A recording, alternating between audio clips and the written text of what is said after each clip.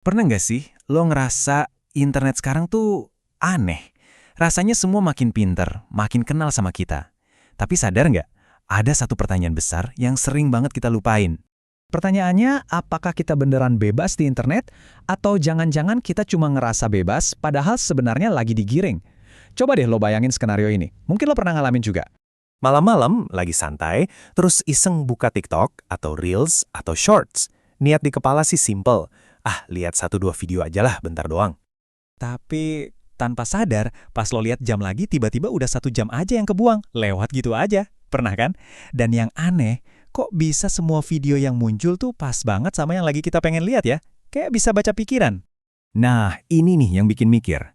Scroll selama 1 jam itu beneran pilihan kita? Atau kita sebenarnya cuma ngikutin aja apa yang disuguhin ke kita? Awalnya gue juga mikir, ya ini kan pilihan gue yang scroll sendiri. Tapi ternyata ceritanya nggak sesimpel itu. Karena di balik semua konten yang rasanya gue banget itu, ada dalangnya. Sesuatu yang kerja 24 jam non-stop. Sesuatu yang jauh lebih pintar dari yang kita kira. Kita sebut aja algoritma. Gini cara kerjanya. Setiap kali jari lo nge-scroll, setiap detik lo berhenti buat nonton sesuatu. Bahkan kalau cuma 3 detik, setiap video yang lo tonton ulang, semuanya tanpa terkecuali, itu direkam, dicatat, nggak ada yang kelewat. Nah, dari semua data itu, si algoritma ini belajar. Tapi, dan ini yang paling penting, dia bukan cuma belajar apa yang lo suka sekarang, tapi dia belajar buat nebak apa yang bakal lo suka nanti. Bedanya gede banget loh. Sistem yang dulu, kayak Google Search, itu reaktif. Lo nanya, dia jawab. Tapi sistem yang sekarang itu prediktif. Dia udah siapin kontennya, bahkan sebelum lo kepikiran buat nyari. Dia ngantisipasi. Keren, tapi ya agak serem juga kan? Efeknya apa? Nah, ini yang sering nggak kita sadari. Dunia kita di internet itu jadi kayak kamar pribadi yang super nyaman, tapi juga super sempit. Inilah yang disebut filter bubble. Gelembung filter. Tanpa sadar, lo dimasukin ke dunia di mana lo cuma lihat hal-hal yang lo suka aja, yang setuju sama pendapat lo. Hasilnya, kita terisolasi di dalam gelembung kita sendiri. Coba deh, bayangin. Ada si A, hobinya masak. Terus ada si B, yang gila politik. Mereka berdua buka aplikasi yang sama, di waktu yang sama.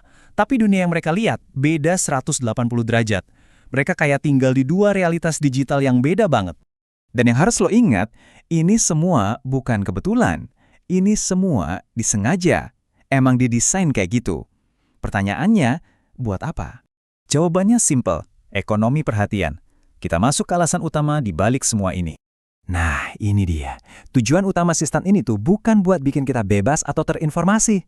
Tujuannya cuma satu, bikin kita stay. Bikin kita nggak pergi kemana-mana. Kenapa? Karena di era digital ini, mata uang yang paling berharga itu bukan lagi uang, tapi perhatian. Waktu lo. Semua platform itu berebut perhatian kita. Jadi permainannya udah berubah. Ini bukan lagi soal ngasih konten yang paling bagus atau bermanfaat. Ini soal ngasih konten apapun yang bisa nahan lo paling lama, yang paling bikin nagih. Oke. Dengar ini semua mungkin bikin pusing ya. Terus gimana dong? Apa kita harus pasrah aja? Tentu enggak. Apakah solusinya hapus semua aplikasi gitu? Kayaknya nggak realistis ya. Ada cara yang lebih cerdas. Kuncinya itu bukan ngelawan sistemnya.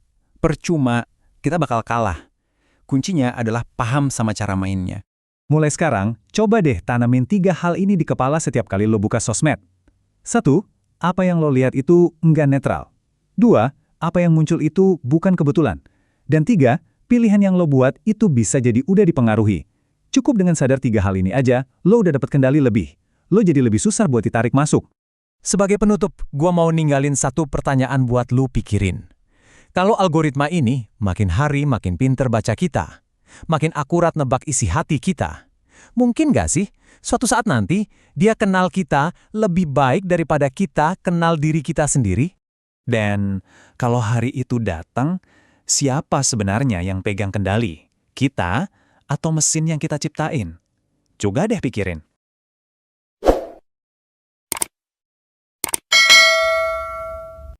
أعوذ بالله من الشيطان الرجيم بسم الله الرحمن الرحيم